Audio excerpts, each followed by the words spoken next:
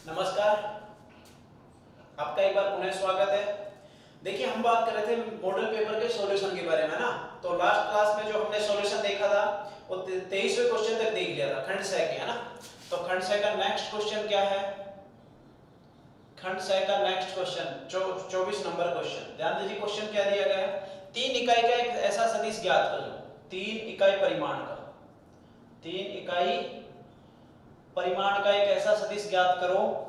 वो सदिश मान लो ए वेक्टर है, ठीक है, जो सदिश बी वेक्टर और जिसका मान कितना दिया गया है 3i cap plus j cap minus 4k cap एवं सी वेक्टर जिसमें क्या दिया गया है 6i cap plus 5j cap minus 2k cap में से प्रत्येक पर लंब है। में से प्रत्येक पर लंब है, ये क्वेश्चन दिया गया है। तो सबसे पहले ध्यान दीजिए, इस ए वेक्टर को ज्ञात करना है। तो ए वेक्टर ज्ञात करना है तो इसकी दिशा क्या होगी? इसकी दिशा होगी दोनों सदिशों के लंबवत। जैसे सपोज करो ये आकृति बनने वाली है, इसमें समझना एक बार। जैसे दो सदिश दिए गए हैं, यहाँ पे ये दो सदिश है, ठीक है, ये दोनों मतलब दो सदिश दिए गए हैं, दोनों पर लंबवत दिया गया है। ये दो सदिश है, मान लो इसमें 90 डिग्री, सॉरी कोई भी कोण हो सकता है। और एक ऐसा सदिश ज्ञात करना है जो इन दोनों के लंबवत, इस प्रकार। तो कैसे ज्ञात करेंगे? इन दोनों के लंबवत कैसे ज्ञात करते हैं? जब उनका क्या लेते हैं हम, क्रॉस प्रोडक्ट, ठीक है। तो मतलब उसकी जो दिशा आएगी वो क्या आ जाएगी, बी वेक्टर व सी वेक्टर के लंबवत सदिश, और उसको हम क्या मानेंगे, एन वेक्टर मानेंगे। तो एन वेक्टर ज्ञात करने का तरीका क्या है, B vector cross C vector, ये ज्ञात करने का तरीका है।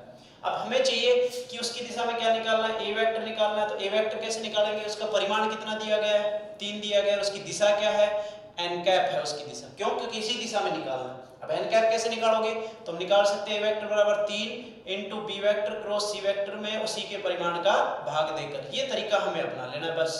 ये तो तुम जानते हो, B vector cross C vector दोनों का क्रॉस कैसे निकालना है, उसमें उसके परिमाण का भाग दे तो ये क्या आ जाएगा, ए वेक्टर आ जाएगा, ठीक है। ये क्वेश्चन नंबर 24 हो जाएगा। इसी में अथवा दिया गया, अथवा क्या है इसका वो भी देख लीजिए। बड़ा आसान सा क्वेश्चन था, बस थोड़ा सा दिमाग लगाना है कि दो सदिशों के लंबवत हमेशा कैसे आता, B vector cross C vector के द्वारा। याद रखना, दोनों सदिशों के लंबवत B vector cross C vector होगा। फिर उसकी दिशा में इकाई सदिश कैसे निकालना है, उस सदिश में उसी के परिमाण का भाग देकर, ठीक है। तो परिमाण में उसका भाग दे दिया, दिशा आ गई। और ए वेक्टर ज्ञात करना, तो किसी भी सदिश को ज्ञात करने का तरीका क्या है, उसका परिमाण इनटू उसकी दिशा। परिमाण कितना दिया गया, 3 इकाई, दिशा क्या है, एन कैप है, मान आ गया, ठीक है। इसका जो और अथवा दिया गया वो क्या है, अथवा में दिया गया है परिमाण ऑफ ए वेक्टर बराबर कितना है, 10 है। परिमाण ऑफ बी वेक्टर बराबर 2 है।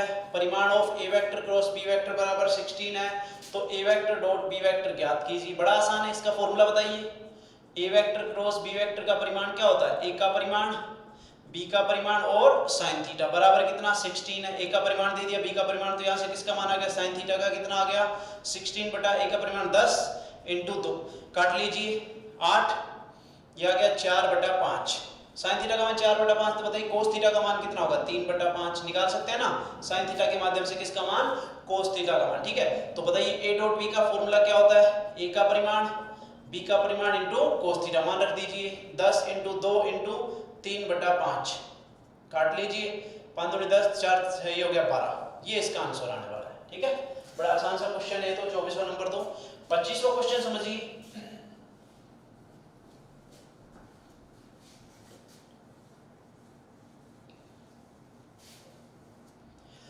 क्वेश्चन नंबर 25 क्या है ये जो सवाल है ये रैखिक प्रोग्रामिंग समस्या पर आधारित है ना, लीनियर प्रोग्रामिंग प्रॉब्लम्स, एलपीपी, ठीक है। इस पर आधारित सवाल है जिसमें ए प्रकार के जो केक है उसको बनाने में इतने आटे की आवश्यकता है, 200 ग्राम आटा। तो ध्यान दीजिए, केक का प्रकार, केक का प्रकार लिख दीजिए, ए प्रकार है और बी प्रकार। एक टेबल बना लो बस, पर तो सवाल आसान रहेगा, ठीक है।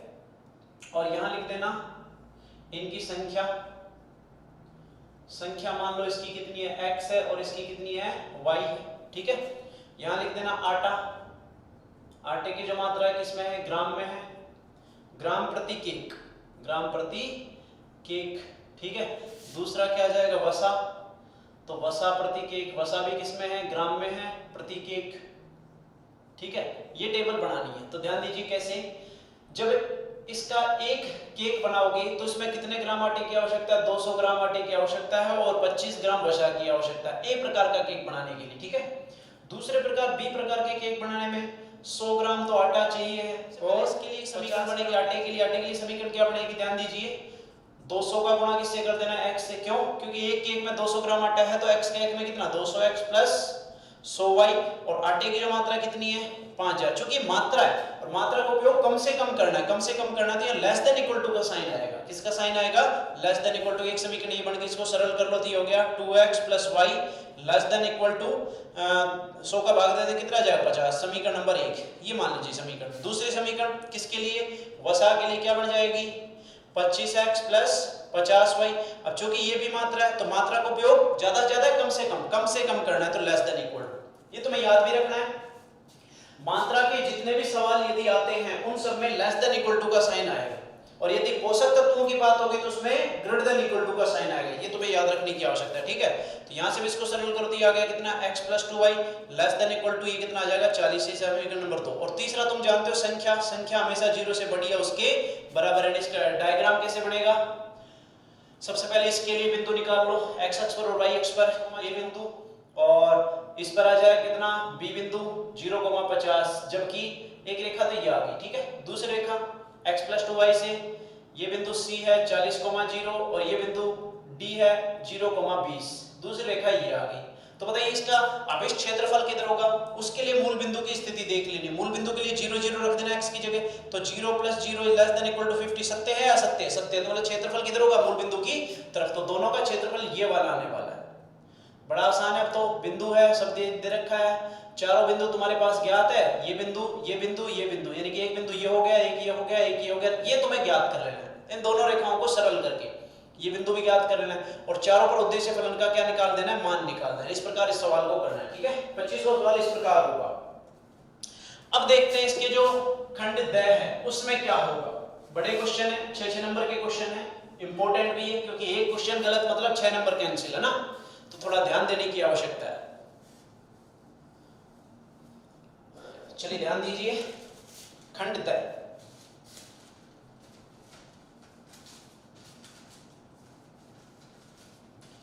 खंड द से में हटके द खंड है, इसमें 26वां सवाल क्या दिया गया है? दे रखा है x की पावर y प्लस y की पावर x बराबर a की पावर b प्लस b की पावर a, तो dy बटा dx ज्ञात करो। देखो ये सवाल तो बड़ा ही आसान रह गया है, बस इतना ध्यान रख लेना कि अवकलन करने का तरीका क्या है। ये फलन है चर की घात चर में है, चर की घात चर में। ये फलन भी कैसा है? चर की घात चर में है, जबकि यहाँ दोनों ही अचर है, तो इससे कोई फर्क नहीं पड़ना है। और जब भी चर की घात चर आ जाए तो याद रखना कि इनमें लघुगणक लेना है, लॉग लेना है, लेकिन डायरेक्ट लॉग नहीं ले सकते क्योंकि बीच में चिन्ह क्या है? प्लस। इसलिए क्या करना है? इसको u मान लेते हैं फर्स्ट स्टेप में। u बराबर x की पावर y, फिर लॉग ले लेंगे तो लॉग आधार क्या रहेगा? e रहेगा, y आगे आ जाएगा और ये हो जाएगा log e of x। इसका अवकलन कर दो तो कितना आ जाएगा? 1/u इंटू du बटा dx बराबर, अवकलन किस रूप में होगा? अच्छा उससे पहले इसको प्रॉपर तरीके से देखो कैसे करेंगे, ध्यान दीजिए, समझना एक बार। यहां दिया गया चर की घात चर के रूप में, तो चर की घात चर के फलन के लिए, चर की घात चर वाले फलन के लिए सबसे पहले मान लो, माना कि u बराबर कितना? x की पावर y और v बराबर कितना? y की पावर x। तो बताइए समीकरण क्या बन गई? इसकी जगह u रख दिया, इसकी जगह v रख दिया, और बराबर कितना? a की पावर b प्लस b की पावर a, समीकरण नंबर 1। इसका अवकलन करने पर तो अवकलन क्या हो जाएगा? du बटा dx प्लस dv बटा dx और बराबर कितना? 0। ये आ गई समीकरण नंबर 2। अब हमारा टारगेट है किस किस को ज्ञात करना? du बटा dx और dv बटा dx को ज्ञात करना। कैसे ज्ञात करें? सबसे पहले u बराबर किसके है? x की पावर y है, और जब भी चर की घात चर दिखाई दे जाए तो याद रखना किससे करना है? log लेना है। तो log लोगे तो क्या आ जाएगा? log ऑफ u बराबर log ऑफ x की पावर y, फिर आधार तो तुम्हें पता ही है e है, जब तक ना कहा जाए तो y इंटू log x। करो इसका अवकलन, log का अवकलन 1/u, u का du बटा dx बराबर इसका u इंटू v लगेगा, u इंटू v में एक बार y को छोड़ दिया, इसका अवकलन 1/x प्लस दूसरी बार log x को छोड़ दिया और इसका अवकलन dy बटा dx है, ठीक है। फिर यहां से du बटा dx का मान कितना आ गया? देखिए u इधर गुणा हो जाएगा, u का मान कितना है? x की पावर y इंटू ये हो गया y बटा x plus log x into dy बटा dx, ठीक है। या फिर इसको अलग लिखना चाहो तो अलग भी लिख सकते हो। क्या आ जाएगा, ये हो जाएगा y इंटू एक्स की power y minus 1 plus x की power y into log x into dy बटा dx। ठीक है, ये आ गया समीकरण नंबर 3। फिर किसका मान निकालना है, v किसके बराबर है, ये है y की पावर x, वही सेम log ले लेना है। तो log v बराबर कितना, x log y, पावर आगे आ जाती, डायरेक्ट याद रख लो। ठीक है, अवकलन करोगे तो 1/v dv बटा dx बराबर x को छोड़ दिया, इसका अवकलन 1/y इंटू dy बटा dx प्लस log y को छोड़ दिया, x का अवकलन 1। ठीक है, फिर v को इधर गुणा कर दो तो dv बटा dx का मान कितना आ जाएगा, v का मान कितना है, y की पावर x इंटू x बटा y इंटू dy बटा dx और प्लस log y। ठीक है, अलग अलग गुणा कर दो तो ये हो गया x y की power x minus 1 into dy बटा dx and plus log of y और साथ में इसके गुणा में क्या है, y की power x into log y। ये आगे समीकरण नंबर कितनी, 4। समीकरण किस में रखने पर, समीकरण 2 में, और यहां से किसका मान कैलकुलेट कर लेना, dy बटा dx। इस प्रकार इस सवाल को करना है। 6 नंबर का सवाल है तो अच्छे से करना है। ठीक है, नेक्स्ट क्वेश्चन क्या है,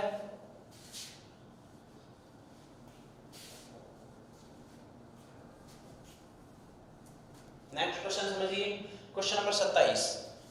सारे क्वेश्चन इंपोर्टेंट है। i बराबर क्या दिया गया है, 0 टू पाई बाय 2 और ये दिया गया है रूट ऑफ 10x प्लस root of cos x into dx। इसका मान ज्ञात करना है कितना होगा। तो सबसे पहले क्या करेंगे, इसको साइन और cos में बदल देंगे। तो देखिए कितना आसान सवाल है, 0 से पाई बाय 2, थोड़ा लॉजिकल सवाल है तो थोड़ा ढंग से समझना। इसको मैंने लिख दिया root of sine x, root sine x बटा रूट cos x। इसको मैंने लिख दिया रूट cos x बटा रूट sin x और साथ में कितना इंटू dx। ठीक है, अब देखिए लघुत्तम लेंगे तो क्या आ जाएगा, 0 टू पाई बाय 2 और लघुत्तम आ गया तो देखिए इसका गुणा इससे हो जाएगा, तो हो जाएगा sin x प्लस यहाँ पे क्या हो गया cos x और भाग किसका लग गया, under root of sin x into cos x, जब लघुत्तम ले लिया उसके बाद। ठीक है, थोड़ा फास्ट ही चल रहे हैं, थोड़ा ध्यान देने की आवश्यकता है तो ध्यान दे दीजिए। ठीक है, फिर क्या करना है, इसको एडजस्ट इस प्रकार करो कि i बराबर कितना है, 0 टू पाई बाय 2 है, ऊपर क्या लिखा है sin x plus cos x लिखा है और इसमें भाग लग रहा है इसका, तो मैं इसको इस प्रकार एडजस्ट करूं, ध्यान दीजिए, 2 से गुणा कर रहा हूं, क्यों गुणा कर रहा हूं वो भी बताऊंगा, और साथ में रूट 2 से गुणा हो गया और इनटू dx। तो ये रूट 2 तो बाहर आ गया, ये हो गया 0 से पाई बाय 2 और ये हो गया कितना, sin x plus cos x बटा under root of sin 2x। तो हमें नीचे वाला जो पार्ट है इसको इस प्रकार एडजस्ट करना है ताकि ऊपर वाला उसका अवकलन, और उसके लिए तुम्हें मैंने बताया भी था, 2 फॉर्मूले काम आते हैं, एक तो आता है 1 माइनस साइन 2x का और एक आता है 1 प्लस साइन 2x का।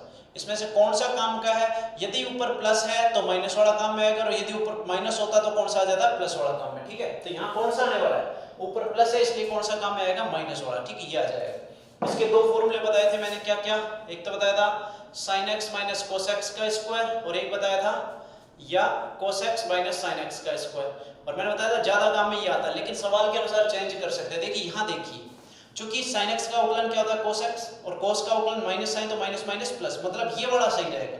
तो यहाँ से मैं इसका मान निकालूं sin 2x का, तो sin 2x बराबर 1 minus sin x minus cos x का स्क्वायर, ये मान यहाँ रख दीजिए। तो बताइए i बराबर कितना आ गया, अंडर रूट 2 0 से पाई बाय 2, ये हो गया कितना sin x plus cos x और उसमें भाग किसका लग जाएगा, under root of 1 minus sin x minus cos x square into dx। अब देखिए नीचे वाले का अवकलन ऊपर दिया गया तो इसको t मान लो, sin x minus cos x बराबर t, अवकलन कीजिए sin का cos x प्लस cos का sin x और इनटू dx बराबर dt, minus into minus plus हो जाएगा क्योंकि माइनस sin x होता है। ठीक है, सीमा परिवर्तन कीजिए, जब x बराबर 0 तो t बराबर, ध्यान दीजिए, जब x बराबर 0 तो sin 0 का मान 0, cos 0 का मान -1 मतलब -1।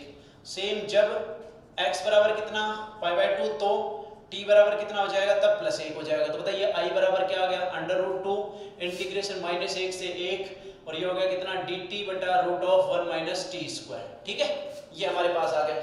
इसका समाकलन बताइए क्या होता है, अंडर रूट 2 ये होता है कितना sin इनवर्स ऑफ t, मान रख दीजिए -1 से 1 मतलब ये आ गया रूट 2, पहले किस पर sin इनवर्स 1 माइनस फिर sin इनवर्स ऑफ -1, फिर कितना आ गया अंडर रूट 2, sin इनवर्स 1 का मान कितना पाई बाय 2 और इसका तो मैं बता ही रखा है, माइनस बाहर निकाल दे तो माइनस माइनस प्लस और ये भी कितना पाई बाय 2, तो कितना आ गया ये रूट 2 पाई, यही इसका आंसर है। ठीक है, ये हो गया क्वेश्चन नंबर 27। क्वेश्चन नंबर 28 देखिए,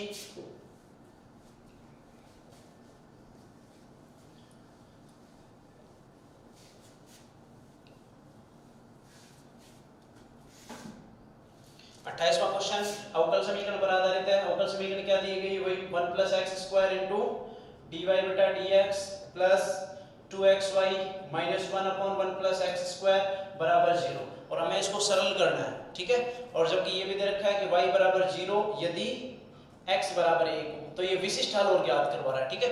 तो मैं ये तो बता ही रखा था, इससे जो हल आएगा वो कैसा हल आता है, व्यापक हल। तुम्हें 2 प्रकार के हल बताए थे, 3 प्रकार के थे, व्यापक हल, विशिष्ट हल और विचित्र हल। तो विचित्र हल तो अपने सिलेबस में है ही नहीं, तो अपने सिलेबस में 2 ही, व्यापक हल और विशिष्ट हल। व्यापक हल जो c के रूप में है और विशिष्ट हल जब c का कोई विशेष मान रख दिया जाए तब, ठीक है। तो चलिए हम सबसे पहले इसको सरल करने की कोशिश करें। ध्यान दीजिए 1 + x² इनटू dy बटा dx प्लस 2xy और बराबर 1/1 + x²। सबसे पहले इसको हटा दीजिए तो क्या बन जाएगा, dy बटा dx plus 2x/1 plus x² into y बराबर कितना 1/1 + x² का होल स्क्वायर। चूंकि देख पा रहे हो ये रेखिक अवकल समीकरण है। कैसे पता चला, dy बटा dx एक घात, एक बार अवकलन और एक कोटि और प्रथम घात की समीकरण, ठीक है। और यहाँ जिसमें रेखिक है उसकी घात 1 होनी चाहिए, वो 1 है। तो इसका मतलब यहाँ पे इसकी तुलना करनी किससे, dy बटा dx प्लस py बराबर q। 2 प्रकार की समीकरण बताई थी, एक बताई थी मैंने dx बटा dy प्लस rx बराबर x। बताइए किस प्रकार की समीकरण है, इस प्रकार की समीकरण। p का मान कितना है 2x/1 + x² और q का मान कितना है 1/1 + x² का होल स्क्वायर। तो सबसे पहले बात करें इसमें समाकल गुणांक क्या होगा, समाकल गुणांक। और समाकल गुणांक को हम क्या किसके द्वारा देते हैं, IF के द्वारा, वो होता है e⁻∫ p dx होता है, ठीक है। तो e⁻∫ p का मान कितना है 2x/1 + x² इनटू dx। बताइए इसका समाकलन कैसे होगा, नीचे वाले का अवकलन ऊपर दिया गया, नीचे वाला को t मानेंगे तो ये बन जाएगा log t, तो ये हो जाएगा log of 1 + x², मतलब कह सकते हैं ये आ गया 1 + x²। व्यापक हल कैसे निकालेंगे, व्यापक हल हमेशा जिसमें रेखिक है उसी में आता है। तो y का गुणा किससे, IF से, ये फॉर्मूला है, याद रखने की आवश्यकता है। q का गुणा किससे, IF से इनटू dx और प्लस c। तो y इनटू IF का मान कितना है 1 + x² बराबर q का मान कितना है 1/1 + x² का होल स्क्वायर इनटू 1 + x² और इनटू dx और प्लस कितना c। ये कैंसिल हो गया घात। तो बताइए इसका समाकलन क्या हो गया, tan inverse of x plus c। मतलब हमारे पास जो आंसर आ चुका है वो इस रूप में आ चुका है। अब इसका विशिष्ट हल कैसे निकालेंगे, y बराबर 0 रखकर x का मान 1 रख दो और वहां से किसका मान निकालो, c का, फिर वापस मान रख देना, ये इसका विशिष्ट हल हो जाएगा, ठीक है। ये सवाल इस रूप में कर लेना है, ठीक है। नेक्स्ट क्वेश्चन इसी का,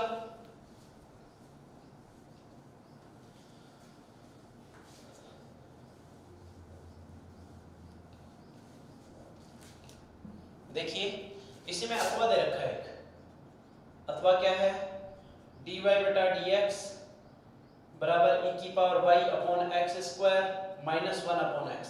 क्योंकि यहाँ पे रेखिक तो नहीं है, देखिए सारी विधि तुम्हें सोचनी है कि चरों का पृथक्करण हो रहा है कि नहीं हो रहा है, फिर उसके बाद जो विधियां थी समघात है या नहीं है, शून्यघात की समघात है या नहीं है, क्या चरों का पृथक्करण में बदलने वाले समीकरण है या नहीं है, क्या रेखिक समीकरण है। इन सब में तुम देख पा रहे हो कोई सा समीकरण नहीं, क्योंकि y के रूप में रेखिक हो सकती है, लेकिन इसको भी e⁻y के रूप में लिख दिया गया है, तो रेखिक नहीं है। तो सबसे पहले क्या करेंगे, यहाँ से e⁻y को कॉमन लेंगे तो ये बन जाएगा dy बटा dx बराबर e⁻y कॉमन ले लिया, ये हो गया 1/x² और ये हो गया माइनस e⁻y बटा x।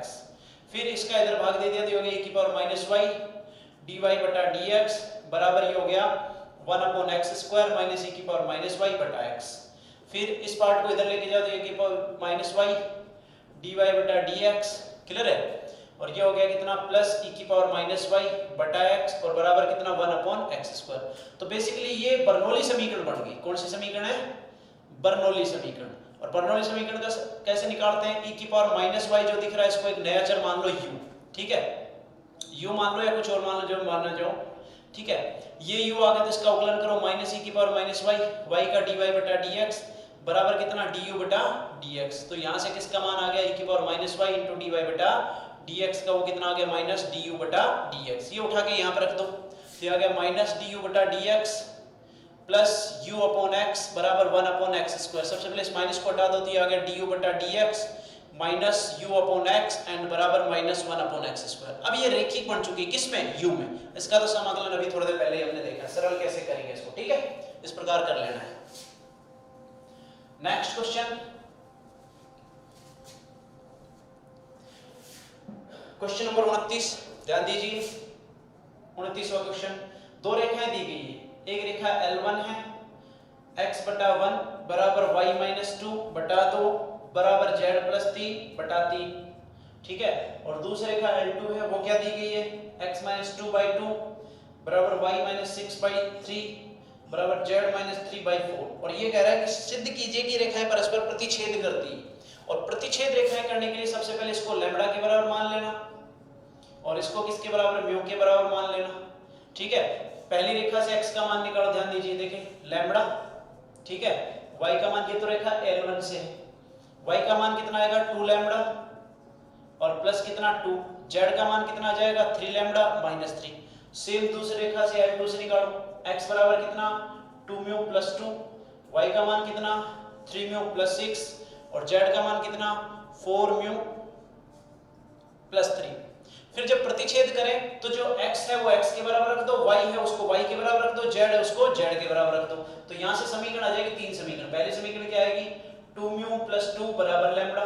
दूसरी समीकरण क्या आ जाएगी 2 लैम्बडा प्लस 2 बराबर या क्या लैम्बडा बराबर 2 म्यू प्लस 2। दूसरा 2 लैम्बडा प्लस 2 बराबर 3 म्यू प्लस 6 और तीसरा आ जाएगा यहाँ पे 3 लैम्बडा माइनस 3 बराबर 4 म्यू प्लस 3। सरल कीजिए, देखिए लैम्बडा, इन दोनों समीकरणों की सहायता सरल कीजिए। लैम्बडा का मान डायरेक्टली इसमें रख दें तो कितना आ जाएगा 2 इंटू लैम्बडा का मान कितना है 2 म्यू प्लस 2 और बराबर कितना 3 म्यू प्लस 6। सरल कीजिए, ये हो गया 4 म्यू प्लस 4 बराबर 3 म्यू प्लस 6। तो ये इधर आ गया तो कितना आ गया म्यू बराबर कितना 2, म्यू का मान 2 आ गया। तो बताइए लैम्बडा का मान कितना होगा, लैम्बडा का मान कितना हो जाएगा 6। ठीक है, लैम्बडा बराबर 6। देखिए क्या ये समीकरण इन दोनों संतुष्ट हो रही है। लैम्बडा का मान कितना 6, 6 × 18 माइनस 3 15। यहां देखिए 4 दूनी 1 मिनट,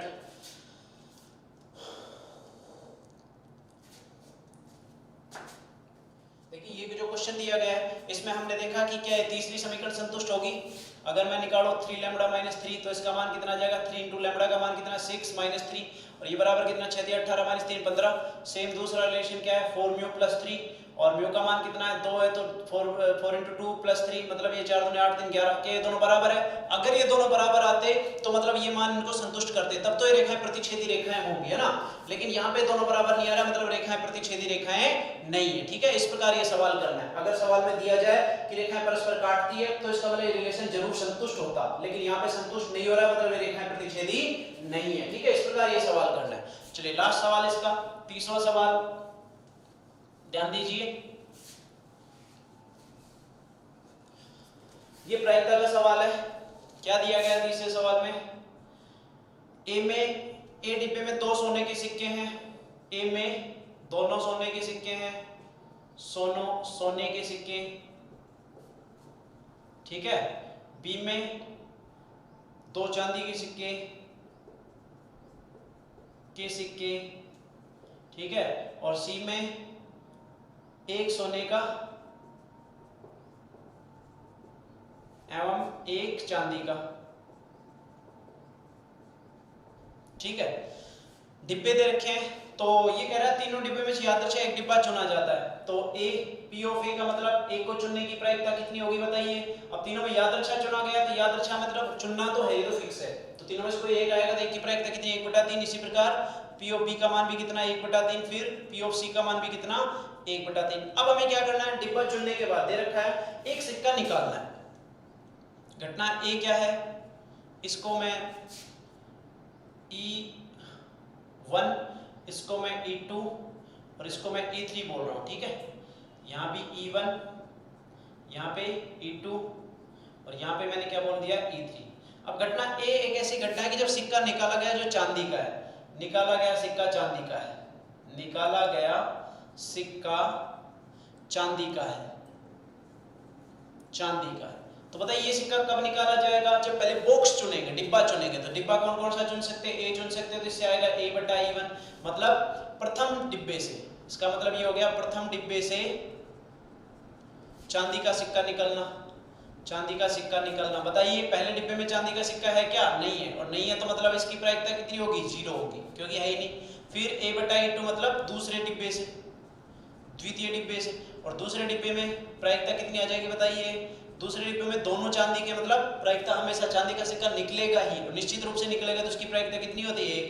फिर क्या आ जाएगा A/E3, उसका मान क्या आ जाएगा, क्योंकि A/E3। तीसरा केस क्या आ गया कि A/E3 मतलब तीसरा चुनना, तो इसकी प्रायिकता कितनी हो जाएगी 1/2। कैसे पता चला, क्योंकि एक सोने का एक कैसा है चांदी का। पूछा क्या सवाल में, तो इस बात की क्या प्रायिकता है कि उसमें दूसरा सिक्का भी चांदी का, दूसरा सिक्का चांदी के, दोनों सिक्के चांदी के, किसमें E2 में, तो मतलब हमें निकालना है E2/A। और ये सवाल बन गया बेज प्रमेय का। कौन सी प्रमेय का, बेज प्रमेय से। बेज प्रमेय से हम जानते हैं P ऑफ E2/A का जो फॉर्मूला है वो होता है P of E2 P of A/E2, ठीक है, बटा सारी प्रायिकताएं P of E1 P of A/E1 plus P of E2 P of A/E2 plus P of E3 P of A/E3, ये हमें निकालना है। तो देखिए P ऑफ E2 का मान कितना है 1/3, P ऑफ A/E2 का मान कितना है 1 बटा, P ऑफ E1 का मान 1/3, P ऑफ A/E1 का मान 0 प्लस P ऑफ E2 का मान 1/3 गुणा 1 प्लस 1/3 गुणा 1/2, तो कुल मिला के कितना आ गया 1/3, और उसमें भाग लग रहा है 1/3 प्लस 1/6, तो ये हो गया कितना 1/2, तो ये हो गया 1/3 गुणा 2/1, मतलब प्रायिकता कितनी आ जाएगी 2/3, यही इसका आंसर होगा। ठीक है, इसी में एक अथवा क्वेश्चन भी दिया गया, वो क्या है वो भी समझिए।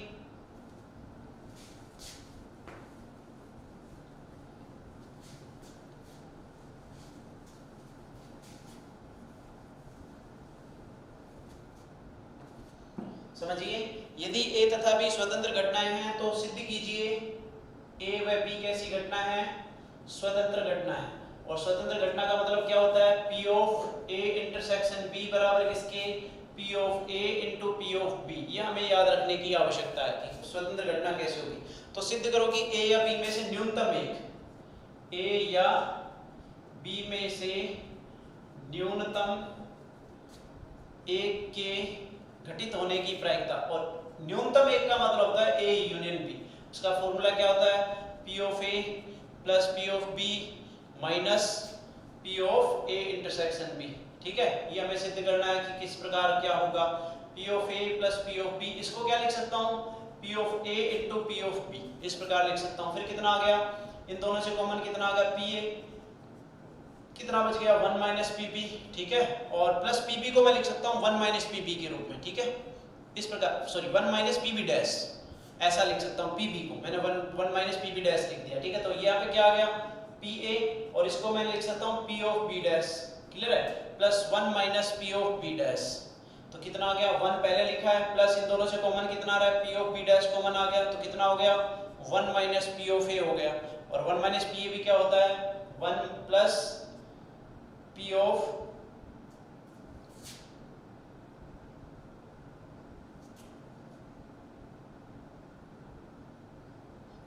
यहाँ ध्यान दीजिए ये माइनस साइन आ जाएगा, क्योंकि इन दोनों से जब कॉमन होगा तो माइनस PB डैश लूंगा तब जाके 1 माइनस PA बनेगा। ठीक है, तो ये आ गया P ऑफ B डैश, ये माइनस साइन होगा यहाँ पे, और यहाँ पे हो जाएगा P ऑफ A डैश। तो फॉर्मूला क्या बन गया, 1 minus P of A dash into P of B dash. ये हमें सिद्ध करना था, इस प्रकार इस पेपर को हमने सिद्ध किया। ठीक है, तो पेपर हमारा सरल हो चुका है।